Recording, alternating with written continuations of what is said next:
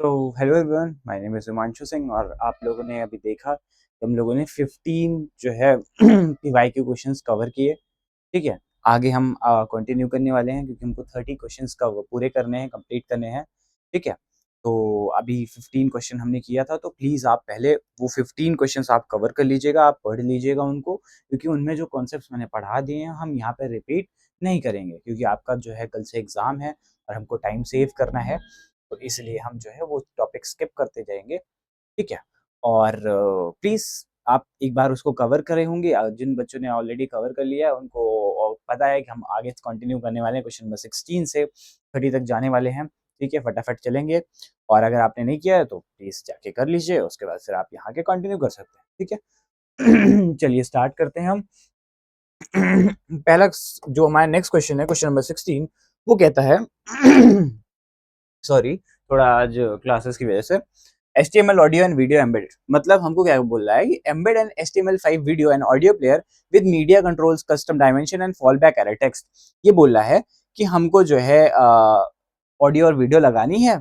उसमें हमको क्या चाहिए कि हमको एक ऑडियो प्लेयर चाहिए, एक मीडिया कंट्रोल चाहिए। मीडिया कंट्रोल क्या होता है? प्ले पॉज होता है ना? ऐसा होता है ना कि हम जो है स्किप कर सकते हैं। ठीक है, ऐसे कंट्रोल्स होते हैं हमारे पास। उसके बाद फिर हमारे पास फॉल बैक एरर टेक्स्ट है। फॉल बैक एरर टेक्स्ट क्या है कि अगर वो काम नहीं करेगा तो हमको जो है एक एरर देगा, तो हमको ये कंट्रोल्स देखने हैं। ईजी है। हम वीडियो के अंदर विड्थ दिए हैं 400, मतलब 400 विड्थ की एक वीडियो आएगी, जिसमें हमने सोर्स पास कर दिया और हमने वीडियो का टाइप पास कर दिया। ठीक है, कि टाइप हमारा MP4 है और हमारा सोर्स lecture.mp4 है। अब यहाँ पे हमने ये जो है एरर मैसेज पास कर दिया कि your browser does not support video tag, अगर हमारा ब्राउजर जो है वीडियो टैग ना सपोर्ट करता हो तो। ठीक है, उसके बाद फिर हमारे पास सेम ऑडियो कंट्रोल के लिए है, तो इजी क्वेश्चन है, फ्री के मार्क्स हैं, इसलिए इसको 3 स्टार मिला हुआ है क्योंकि जल्दी पूछता नहीं है। ठीक है, नेक्स्ट हम आगे चलते हैं। हमारे पास नेक्स्ट है CSS zebra striping table styling. मतलब हमारे पास एक टेबल हमने पढ़ा था, टेबल क्या होती है, टेबल की TSTD क्या होती है, वो सारी चीजें। तो टेबल के अंदर सपोज करिए तो हमारे पास क्या है, टेबल के अंदर पेन ऑन हो जा भाई, कितना परेशान करती है। हाँ, टेबल के अंदर, ठीक है, यहाँ पे मोटी सी कर लेते हैं पेन अपनी और इसको वॉइड करके एक टेबल बनाते हैं। ठीक है, अब इस टेबल के अंदर हमारे पास कैसे करें, एक सपोज ऐसी स्ट्रिप है, रेड, फिर वाइट है, फिर रेड है।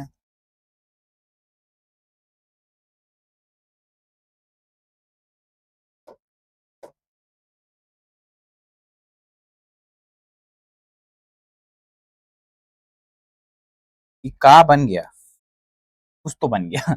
ठीक है, इमेजिन करो कि ये हमारे पास व्हाइट कलर है और ये हमारे पास ब्लैक कलर है। इमेजिन करो, क्योंकि अभी हम ब्लैक पर ब्लैक लिखेंगे कोई सेंस नहीं बनाता है ना? लेकिन ब्लैक पे व्हाइट तो कर ही सकते हैं। आई होप आपको समझ में आ गया होगा कि हम क्या बात कर रहे हैं, लेकिन फिर से एक बार ट्राई कर लेते हैं। हम जो है एक फटाक से टेबल बनाते हैं। ठीक है, इस टेबल के अंदर हम जो है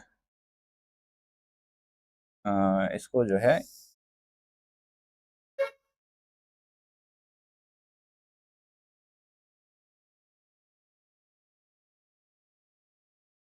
कुछ ऐसी टेबल, इसको हम जेब्रा स्ट्रिप बोलते हैं, है ना? कि एक हमारे पास क्या हो, ब्लैक हो, एक हमारे पास क्या हो, व्हाइट हो। ठीक है, अब इनको ज़ेब्रा स्ट्रिप है, इनको हम बनाएंगे कैसे अपनी टेबल के अंदर, तो आइए देखते हैं। सबसे पहले हमको टेबल की विड्थ पास करनी है और बॉर्डर कोलैप्स पास करना है। हमने डिस्कस कर लिया है क्यों करेंगे हम ये। उसके बाद फिर TH के अंदर हमने बैकग्राउंड कलर दे दिया। बैकग्राउंड कलर क्या है हमारे पास, थोड़ा सा हल्का सा डार्क कलर आएगा इसमें, और कलर हमने FFF पास कर दिया, यानी इसका कलर क्या होगा, व्हाइट होगा। अब देखो, बैकग्राउंड कलर यहाँ पे जो है हमने पास किया है, तुम यहाँ पे सिंपली क्या लिख सकते हो, ब्लैक लिख सकते हो। ठीक है, या फिर बैकग्राउंड कलर क्या लिख सकते हो, व्हाइट लिख सकते हो। ठीक है, और हमने फिर बोला कि जो nth चाइल्ड है उस पे हम क्या कर देते हैं, व्हाइट कर देते हैं। अब nth चाइल्ड क्या होता है, nth चाइल्ड हमारे पास एक टेबल का टैग होता है, एलिमेंट का, चाइल्ड एलिमेंट का टैग होता है, टेबल का नहीं होता। हम किसी के ऊपर भी लगा सकते हैं कि हम बोल रहे हैं TR के nth चाइल्ड पे। अब nth चाइल्ड कौन सा है, इवन वाला। इवन वाला कौन सा, अब जैसे अगर हम डिस्कस करें तो यहाँ पे हमारे पास ये हो जाएगा फर्स्ट चाइल्ड, ये वाला हो जाएगा सेकंड चाइल्ड, ये हो जाएगा third child, fourth child, fifth child, six child और सेवन चाइल्ड। ठीक है, ये है। अब इनमें नंबर ऑफ एन, एन हमारे पास क्या है, नंबर ऑफ जितने भी हमारे पास स्ट्रिप्स हो टेबल के अंदर, जितनी भी रोज हो, उन रोज के अंदर हमने बोला कि इवन वाले पे, जो भी इवन वाले पे है उन पे हमको कलर क्या करना है, व्हाइट करना है। इवन क्या है, 2 है तो व्हाइट हो गया, 4 है तो व्हाइट हो गया, 6 है तो व्हाइट हो गया। बाकी जो बचे हुए कलर हैं उनका क्या है, ब्लैक है। तो 1 3 5 7 बचा, इनका कलर क्या है, ब्लैक है। ये कैसा है, एक जेब्रा स्ट्रिप की तरह दिखेगा। ठीक है, जेब्रा की तरह दिखेगा और कुछ ऐसा हमारे पास लेआउट आएगा। और हमने होवर लगा रखा है। आई डोंट थिंक होवर आपको लगाना है कि नहीं लगाना है, वो आपकी टोटली मर्जी है। बात ये है कि अगर आपको किसी पर्टिकुलर में, अब हम क्या कर सकते हैं कि यहाँ पे, ठीक है, इवन को हटा के यहाँ पे हम कुछ भी लिख सकते हैं। तो सपोज हम क्या लिखते हैं, यहाँ पे हम लिख देते हैं 4। ठीक है, nth के फोर्थ चाइल्ड। अब फोर्थ चाइल्ड कौन सा है, ये वाला है। हमने फोर्थ चाइल्ड को व्हाइट कलर दिया तो बाकी सबका व्हाइट हट जाएगा, सिर्फ फोर्थ वाले पर रहेगा। हम यहाँ पे 3 लिख देंगे, 2 लिख देंगे, 1 लिख देंगे, 5 लिख देंगे, जो नंबर भी लिखेंगे, कोई कैलकुलेशन लिख देंगे 2 इंटू 2, तो वो भी 2 इंटू 2 क्या होगा, 4 आएगा, यानी फोर्थ चाइल्ड पे। तो ऐसे करके n में से, n नंबर में से, मतलब n चाइल्ड्स में से जो n नंबर ऑफ स्ट्रिप्स है हमारे पास, उनमें से थर्ड, सेकेंड, फोर्थ, फिफ्थ कोई सा भी हो, उन पे अगर हमको कोई प्रॉपर्टी लगानी है तो हम इसका यूज करते हैं n चाइल्ड का। आई होप आपको समझ में आया हो। ठीक है,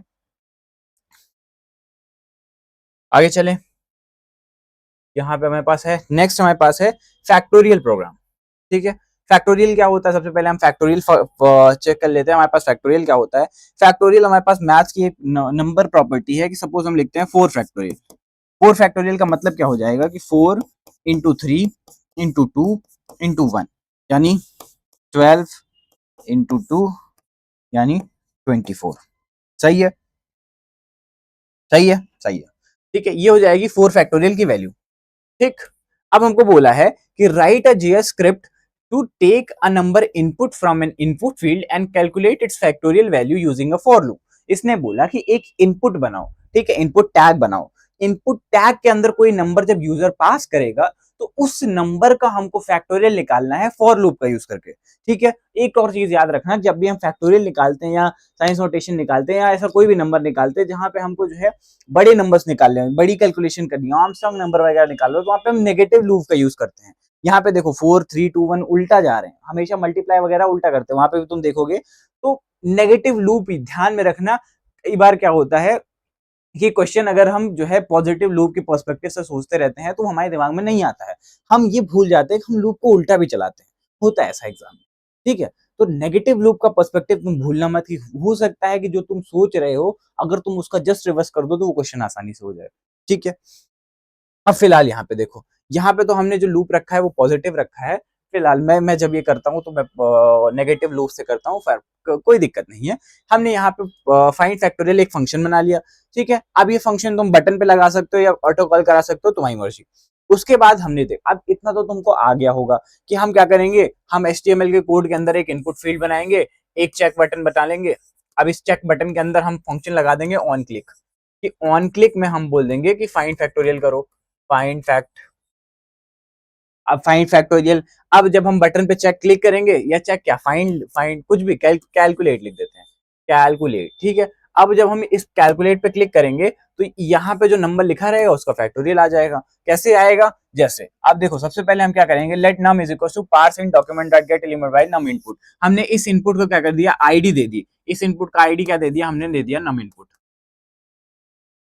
ठीक है, और इसकी अंदर की वैल्यू नम इनपुट, ये याद रखना, हमेशा याद रखना कि जब भी तुम एलिमेंट को आईडी से गेट करते हो तो तुम एलिमेंट गेट कर रहे हो, मतलब पैराग्राफ टैग है, इनपुट टैग है, बटन टैग है, तुम उस पूरे के पूरे टैग को रिसीव कर रहे हो, तुम उसकी वैल्यू को नहीं रिसीव कर रहे हो। जब तुम भी उसको किसी भी एलिमेंट को कॉल करोगे तो पूरा का पूरा एलिमेंट उठ के आएगा। तुमने gate element by ID div पे लगा दिया तो तुम डिव के अंदर के कंटेंट को नहीं कॉल कर रहे हो, तुम डिव को ही कॉल कर रहे हो। अगर तुमको कंटेंट चाहिए तो तुम क्या यूज करोगे, डॉट वैल्यू यूज करोगे, ये भूलना मत। ठीक है, अब यहाँ पे document dot get element by ID num input हमने यूज किया, इसमें डॉट वैल्यू लगा दी। अब ये वैल्यू क्या करेगा, यहाँ पे जो पास हुई वैल्यू है उसको उठा के लाएगा और नम के अंदर डाल देगा। ना हमारे पास एक वेरिएबल है, उस वेरिएबल के अंदर हमारे पास वो वैल्यू पास होगी, वो वैल्यू यहाँ पे जाएगी जो वैल्यू नंबर के अंदर लिखी गई हो। ठीक है, इनपुट के अंदर लिखी गई हो। और हमने फैक्टोरियल की वैल्यू बना ली 1। हमारे पास फैक्टोरियल क्या है, एक वेरिएबल है जिसकी वैल्यू हमने 1 बना दी। ठीक है, अब यहाँ पे हम फॉर लूप स्टार्ट कर रहे हैं। फॉर लूप के अंदर ध्यान से समझना, let i is equal to 1, कि आई की वैल्यू क्या है, 1 है। ठीक है, आई इज लेस और इक्वल देन नम। नम क्या है हमारे पास, अब हम एक एग्जांपल लेके चलते हैं कि हम इनपुट के अंदर क्या पास कर देते हैं, 4 पास कर देते हैं। 4 तो हमने ले लिया ऑलरेडी। ठीक है, चलो 4 से ही चेक करते हैं, हो सकता है तो ऐसे करेंगे ज्यादा समझ में आएगा, है ना। एक बार करके दिखा दिया, अब 4 से करते हैं। 4 में देखो, अब हमने यहाँ पे 4 पास कर दिया, तो नम के अंदर हमारे पास दो वेरिएबल है, एक आई है जो अभी 1 है, एक नम है जो अभी क्या है, 4 है। ठीक है, आई 1 नम 4, इतना इतना क्लियर है। अब आई के अंदर, आई इज इक्वल टू 1 के अंदर हमने बोला कि आई नम से छोटा होना चाहिए, तो जो ये 1 है ये 4 से छोटा है, कंडीशन ट्रू है। ठीक है, ये कंडीशन यहाँ पे चेक होगी। यहाँ पे हम क्या लिखते हैं, कंडीशन लिखते हैं। सबसे पहले फॉर लूप का अगर तुम सिंटैक्स देखो तो फॉर के अंदर हम लिखते हैं सबसे पहले इनिशियलाइजेशन, इनिशियलाइजेशन, उसके बाद फिर हमारे पास रहती कंडीशन, उसके बाद रहता है इंक्रीमेंट। ठीक है, इनिशियलाइजेशन में हम वैल्यू इनिशियलाइज करते हैं, हमेशा आई जे की जो भी वैल्यू हमको बनानी होती है हम वो इनिशियलाइज करते हैं, वो क्रिएट करते हैं। क्रिएट करने के बाद हम उनमें कंडीशन पास करेंगे। कंडीशन क्या पास करेंगे कि हमको कहां तक जाना है, वैल्यू कब रुकनी है, कब स्टॉप करनी है, क्या चेक करना है, वो कंडीशन हम पास करेंगे। और इंक्रीमेंट डिक्रीमेंट यहाँ लिखते हैं कि कब वैल्यू जो है ऐड, कितनी ऐड करनी, कितनी डिक्रीज करनी, वैल्यू बढ़ेगी या घटेगी लूप के अंदर। ठीक है, इतना क्लियर। अब यहाँ पे ठीक है, हमारी पहली वैल्यू है आई इज इक्वल टू 1, आई जो है नम से छोटा है, नम कितना है 4, आई की वैल्यू 1 है, 1 4 से छोटी है, मतलब लूप की कंडीशन सही है, मतलब अंदर लूप का ब्लॉक चलेगा। फैक्ट के अंदर क्या है, फैक्ट के अंदर हमारे पास क्या है, फैक्ट के अंदर है 1, फैक्ट के अंदर यहाँ पे क्या है, 1 है। अब 1 को जो है, इसका क्या मतलब है, fact multiply is equal to i. इसका क्या मतलब है, इसका मतलब यह है कि फैक्टोरियल के अंदर हम फैक्टोरियल इंटू आई कर रहे हैं, ये मतलब है इसका। शॉर्ट फॉर्म में लिखा है, तुम चाहे ऐसे लिख दो चाहे ऐसे लिख दो, दोनों सेम चीज है।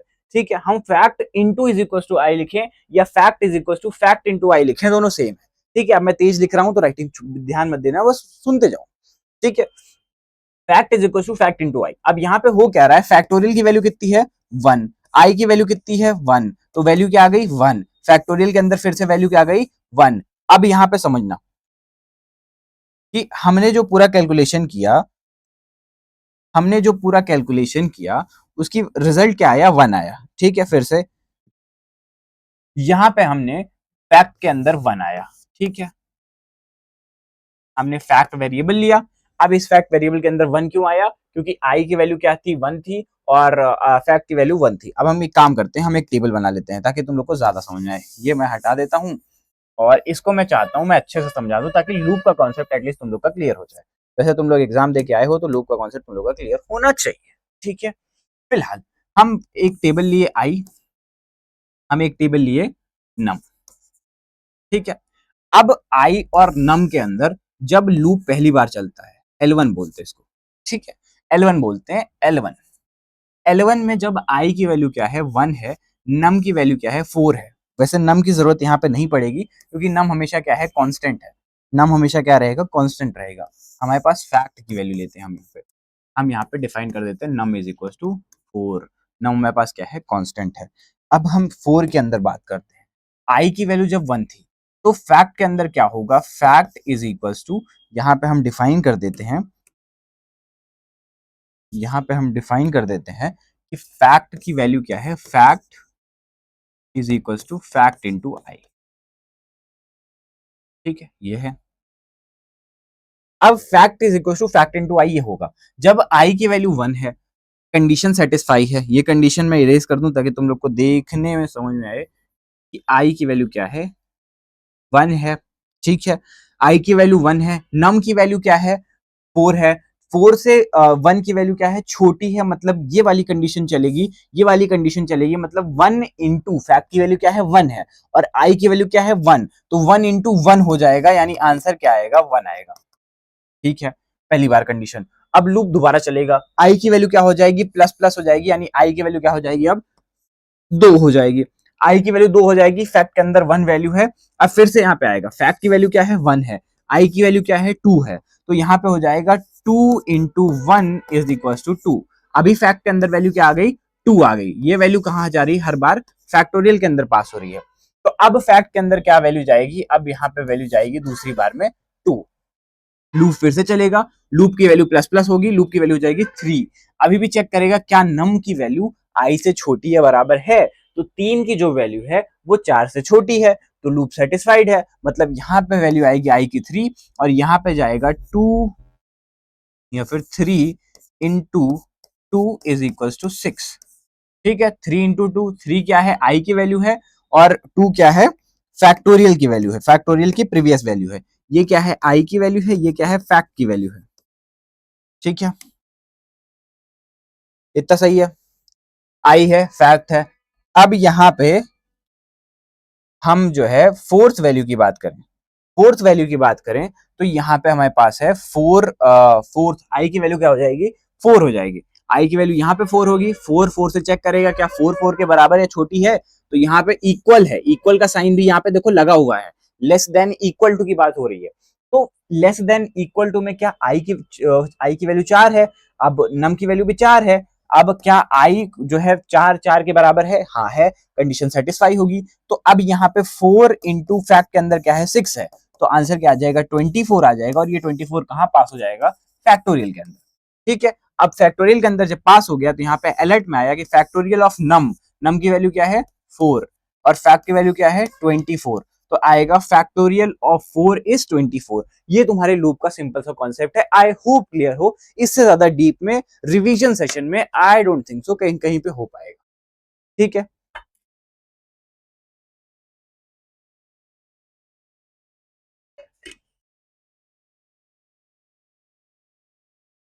चलिए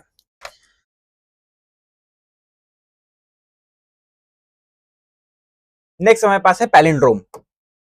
ठीक है, पैलिंड्रोम क्या होता है, पैलिंड्रोम वो ऐसे नंबर होते हैं, जैसे यहाँ पे एग्जांपल लिखा हुआ है कि हमको स्ट्रिंग का पैलिंड्रोम चेक करना है, रिवर्सल, कि हमारे पास मैडम लिखा हुआ है, तो मैडम क्या है, एक पैलिंड्रोम वर्ड है, हमको एक ऐसा कोड बनाना है जो क्या करेगा, पैलिंड्रोम चेक करेगा। तो पैलिंड्रोम भी काफी पूछा जाता है, नंबर्स का भी पैलिंड्रोम और स्ट्रिंग का भी पैलिंड्रोम, दोनों सेम तरीके से हो जाएगा।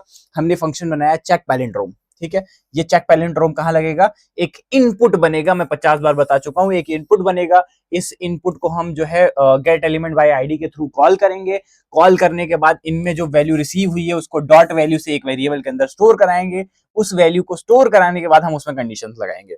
यानी हम एचटीएमएल के अंदर एक इनपुट बनाएंगे, एक बटन बनाएंगे, इस बटन के अंदर ऑन क्लिक लगाएंगे, ऑन क्लिक में हमने ये फंक्शन लगा देंगे कि कौन सा फंक्शन है, चेक पैलिंड्रोम। अब चेक पैलिंड्रोम में होगा क्या, फिर से स्ट्रिंग एक वेरिएबल बनाया, document dot get by by string input, ये वाला इनपुट हमने डॉट वैल्यू लगा के कॉल कर लिया, जो भी वैल्यू होगी वो स्ट्रिंग के अंदर चली जाएगी। एग्जांपल हम मैडम का ही लेके चलते हैं। ठीक है, एग्जाम्पल हम किसका लेके चलते हैं, मैडम का लेके चलते हैं। हमने मान लो यहाँ पे पास कर दिया मैडम, हम कलर चेंज कर लेते हैं।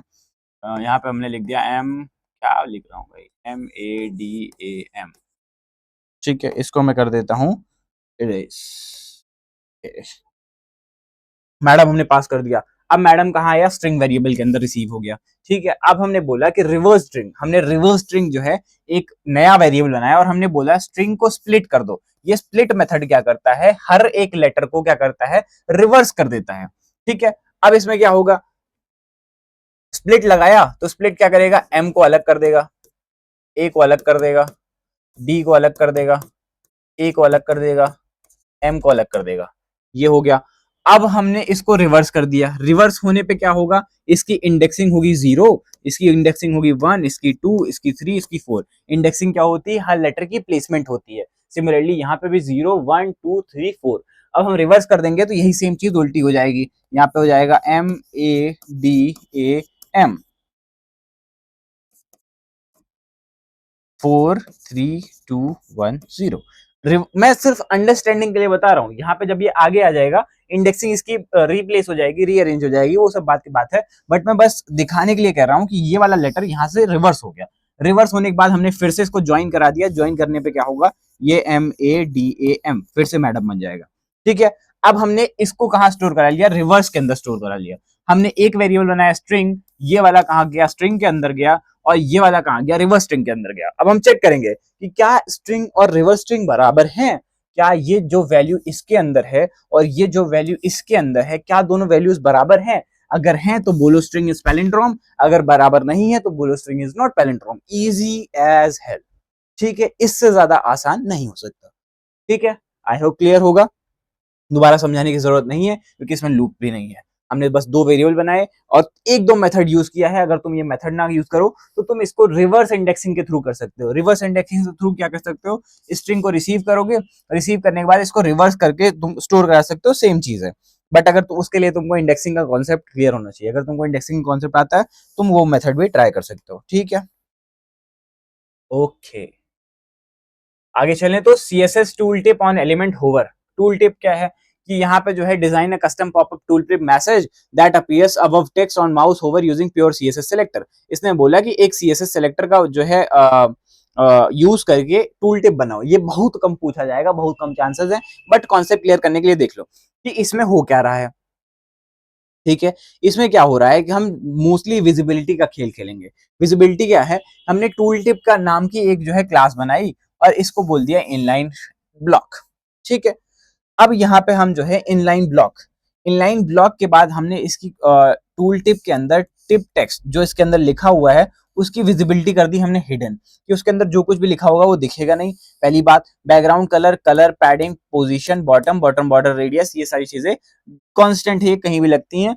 नाम से समझ में आ जाता है। बॉर्डर रेडियस नीचे का बॉर्डर है, बॉटम जो है बॉटम से बताएगा, पोजीशन क्या है, पोजीशन एब्सोल्यूट करके हम ये दोनों प्रॉपर्टीज जो है, पोजीशन एब्सोल्यूट क्या होता है डिटेल में जानना पड़ेगा, बट ऐसा समझ लो पोजीशन एब्सोल्यूट जो है पूरे पेज से नापा जाता है और पोजीशन रिलेटिव पैरेंट से नापा जाता है। अगर तुम पोजीशन एब्सोल्यूट लगा दोगे तो मतलब जैसे यहाँ पे मेरी कोई चीज है, अगर तुमने पोजीशन एब्सोल्यूट लग दिया और यहाँ पे एक डब्बा है, अगर तुमने पोजीशन एब्सोल्यूट रख दिया तो ये पोजीशन इस डब्बे के बाहर चली जाएगी। अरे भाई, ये पोजीशन इस डब्बे से बाहर इससे नापी जाएगी, और अगर तुम पोजीशन रिलेटिव रखोगे तो ये डब्बा इससे नापी जाएगी। इतना काफी है।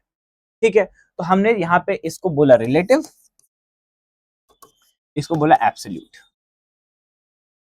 हमने बोला कि एब्सोल्यूट वाला जो एब्सोल्यूट पोजीशन कर दो और वहां से इसको बॉटम से 125% ऊपर कर दो। ठीक है, और हमने यहाँ पे बॉटम पैडिंग वगैरह दे दी। मेन चीज यहाँ पे विजिबिलिटी की बात है।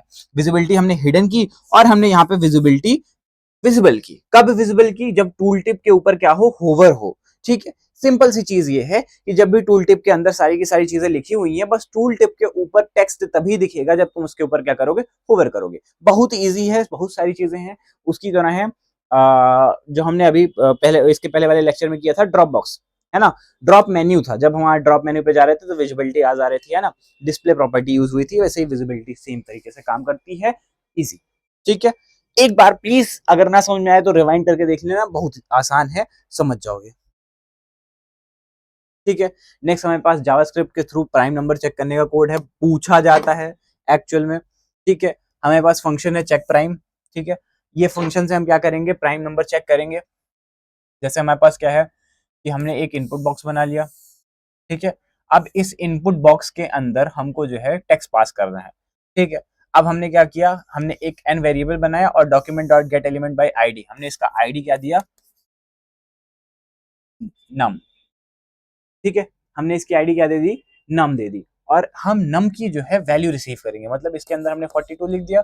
अब इस 42 वैल्यू को जो हम रिसीव कर रहे हैं वो हम कहाँ रिसीव कर रहे हैं, एन के अंदर रिसीव कर रहे हैं। सेम चीज 50 बार बता चुका हूँ।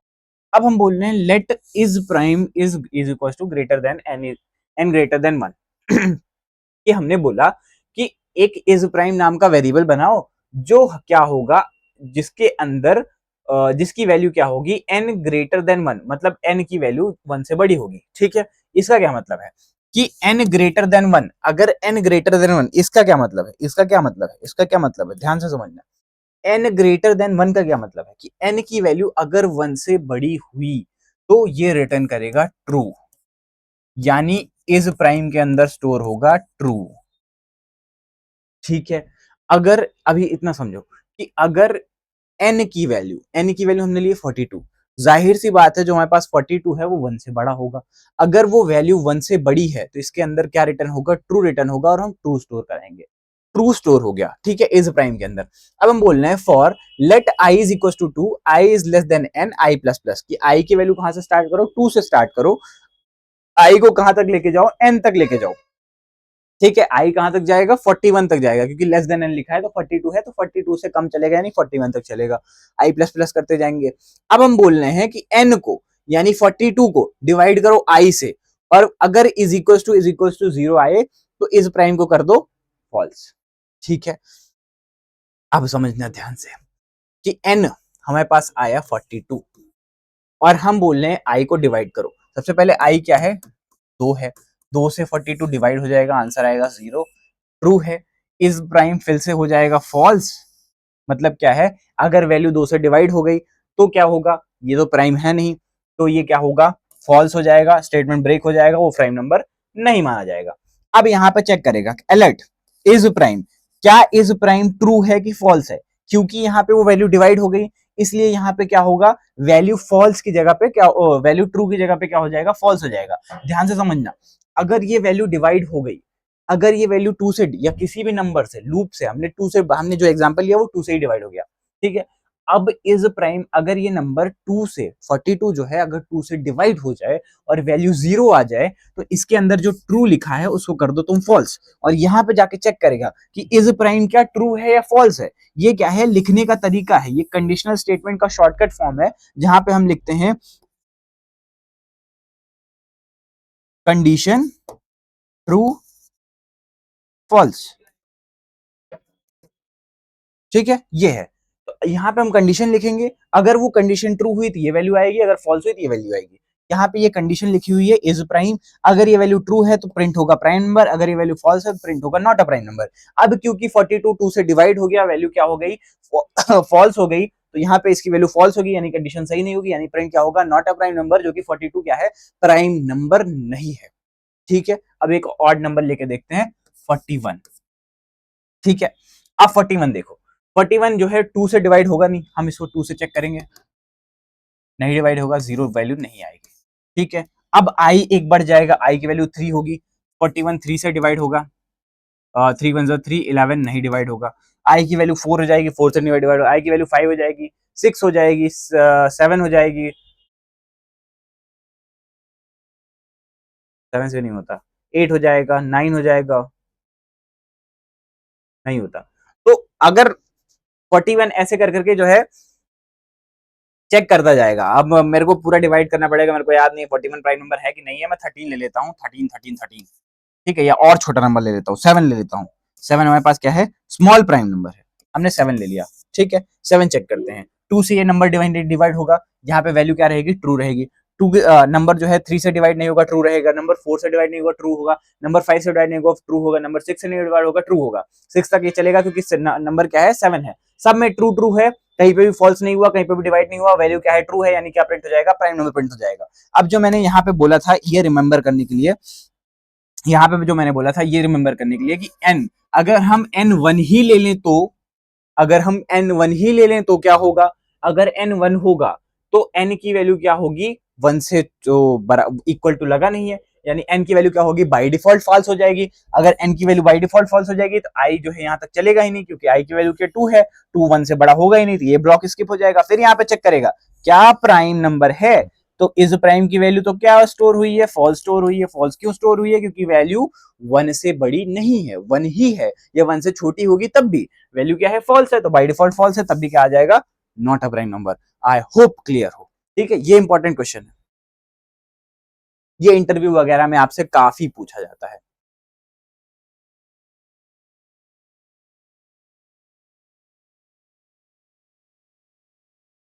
ठीक है, नेक्स्ट हमारे पास आई फ्रेम एम्बेडिंग का है। आई फ्रेम हम कैसे लगाते हैं, आई फ्रेम क्या होता है, हमारे पास एक छोटी सी स्क्रीन आ जाती है डिव के अंदर, हमारे पास एक डिव बनता है, उस डिव के जैसे हमारे पास ये पूरा स्क्रीन है, इस स्क्रीन के अंदर एक आई फ्रेम आ जाएगा, यहाँ पे स्क्रॉल बार आ जाएगा, इस स्क्रॉल बार को हम जो है चेक कर सकते हैं, यहाँ पे कंटेंट वगैरह लिखा रहता है, इसको हम आई फ्रेम बोलते हैं। हमने यहाँ पे एक वेबसाइट लगा दी नाइलेट की, ठीक है। अब इसके अंदर क्या होगा, इस आई फ्रेम के अंदर नाइलेट की वेबसाइट खुल जाएगी, और इसकी हमने विड्थ दे दी 100%, हाइट दे दी 300%, यानी ये क्या होगा, इतना बड़ा कुछ आएगा। और हमने इसका स्टाइल दे दिया बॉर्डर टू पिक्सल सॉलिड इतना, तो आई फ्रेम क्या होगा, एक एक्सटर्नल वेबसाइट यहाँ पे लगा के लेके आएगी। ये भी एग्जाम के अंदर नहीं पूछा जाता क्योंकि एक्सटर्नल वेबसाइट नहीं दी जाती, बट हो सकता है वहां पे डमी वेबसाइट लिख दी जाए, इस वेबसाइट को ओपन करके दिखाओ। ठीक है, तो तुमको आई फ्रेम लगाना है, आई फ्रेम के अंदर तुम जो है लिंक पास कर सकते हो, कौन सी लिंक लगानी है, हाइट वेट पास कर सकते हो, स्टाइल पास कर सकते हो। ठीक है, तो होगा क्या, ये वाली वेबसाइट एक विंडो में खुल के आएगी। विंडो क्या मतलब, छोटा सा डब्बा बनेगा, उस डब्बे के अंदर खुल के आएगी। डब्बे का साइज क्या होगा, विड्थ 100%, यानी जितनी विड्थ रहेगी उतनी विड्थ आएगी, हाइट 300 पिक्सल। ठीक है, वेरी इजी। नेक्स्ट हमारे पास क्या है, क्वेश्चन स्किप हुए क्या, अच्छा पीछे चला गया मैं। ठीक है, नेक्स्ट हमारे पास क्या है, W3CSS के थ्रू हमको एक रेस्पॉन्सिव साइड बार बनाना है। बहुत ज्यादा एक्सप्लेन करने की जरूरत इसमें भी कुछ नहीं है, कोड वगैरह नहीं है। हमारे पास W3 साइड बार है। हमने क्या किया, सबसे पहले W3 को लिंक कर दिया, हमने बोला डिव बनाओ एक, और डिव को हमने W3 साइड बार बना दिया। W3 साइड बार देते ही क्या होगा, उसको पता चल जाएगा कि ये डिव कैसा है, एक साइड बार की तरह है, तो वो साइड बार की तरह बिहेव करने लगेगा। साइड बार के अंदर उसकी प्रॉपर्टी आ जाएगी। W3 बार ब्लॉक कर क्या करेगा, इसके अंदर जो भी एलिमेंट्स होंगे उनको टॉप टू बॉटम में अरेंज कर देगा, ब्लॉक की तरह अरेंज कर देगा, आइटम्स की तरह अरेंज कर देगा। क्योंकि अगर साइड बार है, साइड बार क्या होता है, साइड बार ऐसा एक साइड में आइकन होगा जहां पे तुमको मेन्यू लिखा रहेगा, आइटम्स लिखे रहेंगे। ठीक है, मेन्यू लिखा रहेगा, आइटम लिखा रहेगा, सारी चीजें लिखी रहेंगी। तो ये हमारे पास क्या होता है, एक साइड बार होता है। अब इस साइड बार को हमने बोल दिया बार ब्लॉक, तो यहाँ पे सारे के सारे एलिमेंट्स क्या होंगे, टॉप टू बॉटम आ जाएंगे। W3 कार्ड बोल दिया, यानी क्या है, एक कार्ड की तरह आ जाएगा। कार्ड जैसे निकलता है, कार्ड के अंदर सॉलिड बॉर्डर होता है। ठीक है, अब ये पेज के अंदर हल्का सा टाइट बॉर्डर हो जाएगा, शैडो वैडो लग जाएगी। उसके बाद फिर हमने जो है इनको जो है सेम बार आइटम जो है, एक बटन को दे दिया, बटन को दे दिया, बटन को दे दिया। W3 बटन क्या करेगा, इनको एक बटन की तरह दिखा देगा। तो अब बटन के अंदर क्या लिख के आएगा, लिख के आएगा होम, लिख के आएगा सिलेबस, और लिख के आएगा कॉन्टैक्ट। ऐसे करके ये बटन आ जाएगी, बहुत ज्यादा इजी। ठीक है, इतना तो देख के समझ में आ जाता है। नेक्स्ट हमारे पास है JS जावास्क्रिप्ट के through dynamic background code switcher. हमारे पास क्या है कि हम जो है change the web page body background colour dynamically when a user select option from a drop down menu. हमने क्या किया है, एक ड्रॉप डाउन मेन्यू रखा है, और ड्रॉप डाउन मेन्यू में हमने ऑप्शन दिया है dark navy, forest green, crimson red. यहाँ पे होगा क्या कि तुम ये ड्रॉप डाउन मेन्यू पे क्लिक करोगे और जो भी कलर चूज करोगे वो कलर का जो तुम्हारे पास है बैकग्राउंड आ जाएगा। बैकग्राउंड क्या आ जाएगा, पेज का बैकग्राउंड। ठीक है, करेंगे कैसे, तो सेलेक्ट के अंदर हमने ऑन चेंज लगाया। ऑन चेंज में क्या होगा कि अगर इनमें से कोई भी एक चेंज करते हो, तुम इसमें ये टिक चेंज करते हो, ये चेंज करते हो, या ये चेंज करते हो, चेंज का मतलब क्या है कि सेलेक्ट करते हो, उसको पिक करते हो, तो होगा क्या कि डॉक्यूमेंट के अंदर जो बॉडी है, बॉडी पूरी होती है, उसके अंदर उसका जो स्टाइल है, उसके अंदर जो बैकग्राउंड कलर है, उसको दिस डॉट वैल्यू कर दो। दिस डॉट वैल्यू क्या करेगा, ये वैल्यू, यहाँ पे हमने वैल्यू पास कर रखी है, इसकी वैल्यू ये है, इसकी वैल्यू ये है, इसकी वैल्यू ये है। हमने यहाँ पे वैल्यू पास कर रखी है, और हमने बोला कि दिस कीवर्ड का यूज कर। दिस कीवर्ड बहुत ज्यादा आगे जाकर तुमको जावास्क्रिप्ट में पढ़ाया जाता है, वो लेवल के सिलेबस में नहीं है, बट दिस कीवर्ड क्या करता है, इंस्टेंस की बात करता है। मतलब उसी कोड में, उसी इंस्टेंस में, उसी मेमोरी की जगह पे ये जो वैल्यू दी गई है, इसी को पास कर दो बैकग्राउंड कलर में। ठीक है, तो यहाँ पे क्या होगा, जो भी तुम ऑप्शन चूज करोगे वही वैल्यू जाके तुम्हारे बैकग्राउंड कलर में लग जाएगी। आई होप क्लियर हो। नेक्स्ट हमारे पास CSS फ्लेक्स बॉक्स है कि centre a child div box perfectly both horizontally vertically inside a full wide container. ये मैंने एग्जांपल इसके फर्स्ट लेक्चर में यूज किया था कि हम फ्लेक्स का यूज करते हैं। तो फ्लेक्स के अंदर सबसे पहले मैंने बोला कि जो हमारे पास पेरेंट बॉक्स है, पेरेंट बॉक्स है, या तो इस बॉडी होगी या तो ये डिव होगी। हम बॉडी लेके चलते हैं कि हमारे पास जो बॉडी टैग है वो स्क्रीन को पूरा कवर करता है। उसके बॉडी के अंदर हम प्रॉपर्टी देंगे कि बॉडी को कर दो फ्लेक्स, जस्टिफाई कंटेंट कर दो सेंटर। जस्टिफाई क्या करेगा, इधर से इसको क्या कर देगा, सेंटर कर देगा। अलाइन आइटम का क्या करेगा, इधर से सेंटर कर देगा। तो अलाइन आइटम क्या करेगा, इसको उठाएगा और इधर से सेंटर कर देगा, तो हमारे पास ये आ जाएगा। ठीक है, और इसकी हाइट हमने दे दी 100 VH। मतलब ये क्या होगा, 100 VH। VH क्या होता है, हमारे पास एक यूनिट होती है। सपोज तुमको क्या चाहिए कि हाइट जो है, दो टाइप की हमारे पास होती है कि अगर हमको जो है पूरी स्क्रीन में कोई चेंज करना होता है, या तो हम 100% लिख देते हैं, या फिर हम 100 VH लिख देते हैं। अगर हाइट है तो हम लिखते हैं VH, अगर विड्थ है तो हम लिखते हैं VW। इसको व्यू हाइट और व्यू पोर्ट हाइट और व्यू पोर्ट विड्थ बोलते हैं। मतलब पूरी स्क्रीन के लिए जितना हमारे पास स्क्रीन दिख रही है, उस पूरी स्क्रीन में जो है हमको जो है डिव दिखना चाहिए। और चाइल्ड जो हमारे पास बॉक्स है, यानी ये जो डिव है, इसके अंदर हमने कलर पास कर दिया, पैडिंग पास कर दिया। मतलब क्या है कि ये बक्सा जो है, इससे जस्टिफाई कंटेंट क्या करेगा, इधर से लेफ्ट से इसको सेंटर कर देगा। अलाइन आइटम क्या करेगा, टॉप से सेंटर कर देगा। मतलब ये क्या होगा, बीचों बीच आ जाएगा। बहुत सही। ठीक है, ये काम करता है फ्लेक्स से। फ्लेक्स नहीं लगाओगे तो ये दोनों जो वो होते हैं स्टाइल्स होते हैं ये डिफाइन नहीं होते हैं। ये फ्लेक्स के अंदर की सेमी प्रॉपर्टीज हैं। जब तक तुम डिस्प्ले फ्लेक्स नहीं यूज करोगे तब तक तुम जस्टिफाई कंटेंट और अलाइन आइटम यूज नहीं कर सकते। ठीक है, आई होप क्लियर हो। इतने तो बच्चे भी कर लेते हैं। ठीक है, नेक्स्ट हमारे पास क्या है, जावास्क्रिप्ट के थ्रू हमको मल्टीपल टेबल जनरेट कराना है। हमने क्या बोला, जनरेट टेबल हमारे पास एक फंक्शन है, उसके अंदर हमने बोला कि नम हमारे पास एक वेरिएबल है जहां से हम इनपुट वैल्यू के अंदर से नंबर रिसीव कर रहे हैं। यानी फिर से हमारे पास एक इनपुट नंबर है, हमने इसमें बोल दिया 7। ठीक है, हम 7 रिसीव कर रहे हैं। आउटपुट हमने जो है एक खाली वेरिएबल बना लिया। अब हम बोल रहे हैं for let i is equal to 1, i is less और equal than 10, i plus plus, कि आई की वैल्यू कहां तक जानी चाहिए, 10 तक जानी चाहिए, आई की वैल्यू 1 होगी और आई प्लस प्लस करते जाएंगे। ठीक है, और हमने बोला आउटपुट के अंदर क्या करो, नंबर, नंबर क्या है हमारे पास, ये वाला नंबर को मल्टीप्लाई करो आई से और आउटपुट दिखाओ यहां पे। अब ये होगा क्या कि सबसे पहले आउटपुट में हमने बोला कि सपोज देखो आउटपुट वेरिएबल है, इस आउटपुट वेरिएबल के अंदर हम क्या बोल रहे हैं, प्लस कर रहे हैं। यहां पे सपोज आई की वैल्यू क्या है, 1 है। ठीक है, और नम की वैल्यू क्या है, 7 है। तो आउटपुट के अंदर क्या आएगा, आउटपुट इज इक्वल टू हो जाएगा, मैं इसको ओपी लिख देता हूं, output is equal to OP plus num. हमारे पास क्या है, आउटपुट की वैल्यू क्या है अभी, आउटपुट की वैल्यू ले लेते हैं हम। आउटपुट वैल्यू क्या है अभी, खाली है ये। आउटपुट वैल्यू क्या है अभी, ये खाली है। 1 के लिए क्या है, ये बाय डिफॉल्ट खाली है। यहाँ पे आउटपुट वैल्यू खाली आ गई, खाली आ गई। नम क्या है, नम हमारे पास 7 है, तो यहाँ पे हम 7 लिख देंगे, खाली प्लस 7 7 होगा। प्लस यहाँ पे वैल्यू आएगी स्ट्रिंग की, मतलब यहाँ पे एक सिंबल आएगा। ये क्या है, एक स्ट्रिंग है। स्ट्रिंग का क्या होगा, यहाँ पे एक सिंबल आएगा। उसके बाद फिर यहाँ पे आई की वैल्यू आएगी, आई की वैल्यू क्या होगी, 1 होगी। आई की वैल्यू क्या है, यहाँ पे 1 है। तो उसके बाद फिर एक इक्वल टू का सिंबल आएगा यहाँ से। ये किस लिए है, सिंबल लगाने के लिए है। ये क्या है, हम स्ट्रिंग को जोड़ रहे हैं, स्ट्रिंग एक लगा रहे हैं, एक सिंबल लगा रहे हैं। यहाँ पे एक्चुअल वैल्यू आएगी। ठीक है, तो आउटपुट यानी ये खाली है, खाली में कुछ जोड़ेंगे तो 7 आएगा नहीं, तो इसका कोई लिखने का मतलब नहीं है। 7 में खाली जोड़ोगे खाली ही आएगा, मतलब 7 आएगा। अब 7 में हमने 1 से मल्टीप्लाई किया, ऐसा ये लिख के आएगा, और यहाँ पे एक्चुअल कैलकुलेशन होगी कि नम इंटू आई, ये एक्चुअल कैलकुलेशन होगी। तो यहाँ पे हो जाएगा 7 इंटू 1 7, और बी आर से हो जाएगा नेक्स्ट लाइन में। यहाँ पे बी आर लगा हुआ है, तो बी आर से आ जाएगा ये नेक्स्ट लाइन में। ठीक है, उसके बाद फिर 7 की वैल्यू 2 हो जाएगी, तो ऐसे आएगा 7 इंटू 2, क्योंकि आई के नम की वैल्यू हमेशा सेम रहेगी। नम की वैल्यू क्या है, 7 है। आई की वैल्यू यहाँ पे और यहाँ पे चेंज होती जाएगी, तो आई की वैल्यू 2 होगी, तो यहाँ पे 7 इंटू 2 7 इंटू 14 हो जाएगा। आई की वैल्यू 3 होगी, तो 7 इंटू 3 21 हो जाएगा। यहाँ पे ये जो आई की वैल्यू है और यहाँ पे जो आई की वैल्यू है, बस यही चेंज होगी। यहाँ पे आई की वैल्यू चेंज होगी तो ये वैल्यूज चेंज होती जाएंगी। यहाँ पे जब चेंज होगी तो मल्टीप्लाई होकर आउटपुट चेंज होता जाएगा। इजी, ठीक है। मोरल बूस्ट करने के लिए मैं इजी बोल रहा हूँ। खैर, जिनका थ्योरी एग्जाम खराब गया होगा वो प्रैक्टिकल का लेक्चर देखेंगे क्यों।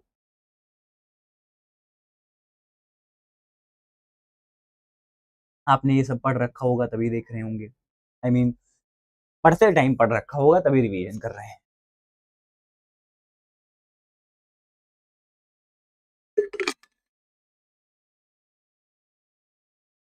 कोई बात नहीं, कोई बात नहीं, करेंगे करेंगे, फिनिश करेंगे। नहीं समझ में आया फिर से रिपीट करो, नहीं समझ में आया फिर से रिपीट करो, आएगा, बिल्कुल आएगा। नहीं आया तो लूप, अभी जहां मैंने लूप समझाया था, मैंने फर्स्ट लेक्चर में आई थिंक समझाया था लूप, वो देख के आओ, वहां पे लूप अच्छे से समझा के रखा है, वहां का यूज करोगे। ये लाइन थोड़ी सी जो है कॉम्प्लिकेटेड है, अगर तुम ये ना लिखना चाहो तो तुम यहाँ पे ये लिख सकते हो, output is equals to output plus num into i, ये लिखोगे और प्लस बी आर कर दोगे, तो आउटपुट क्या आएगा, 7 14 21 28, ये आने लगेगा। ये स्टार्टिंग वाली लाइन में सो जाएगी जो ये सारा है। अगर तुमको वो चीज नहीं समझ आ रही है तो तुम ये भी कर सकते हो। ठीक है, अगर ना समझ आ रहा हो तो। और हम यहाँ पे लास्ट में जो है रिजल्ट पास कर दे रहे हैं आउटपुट के अंदर। इनर एचटीएमएल कहाँ यूज होता है, उस आउटपुट यानी जो हमारे पास डब्बा है उसके अंदर क्या लिखना है वो हम इनर एचटीएमएल से डिफाइन करते हैं। इनर एचटीएमएल अगर हम पास कर देंगे उसके अंदर वो वैल्यू लिख दी जाती है। ओके, नेक्स्ट हमारे पास क्या है, ग्लो बटन लगा है सीएसएस के अंदर।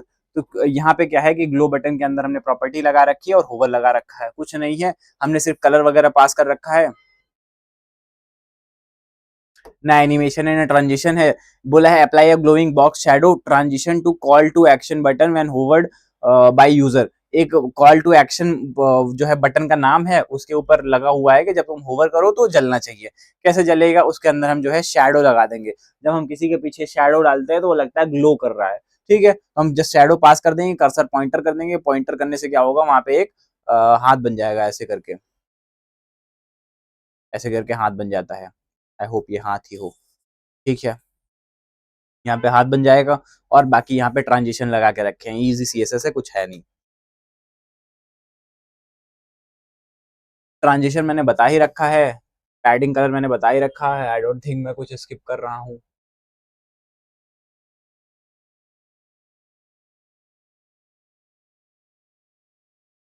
अबे भाई जान है यार।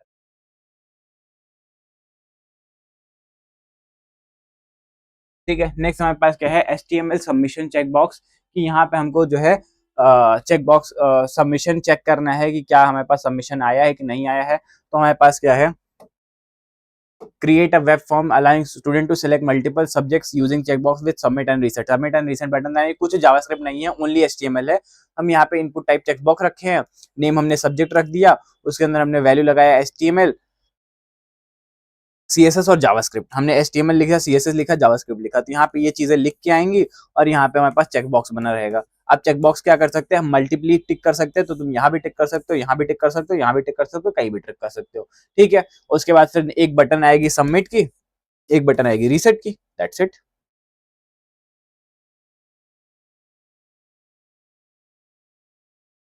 क्वेश्चन नंबर 29 वाइवा का है कुछ, अच्छा फोटोशॉप का है।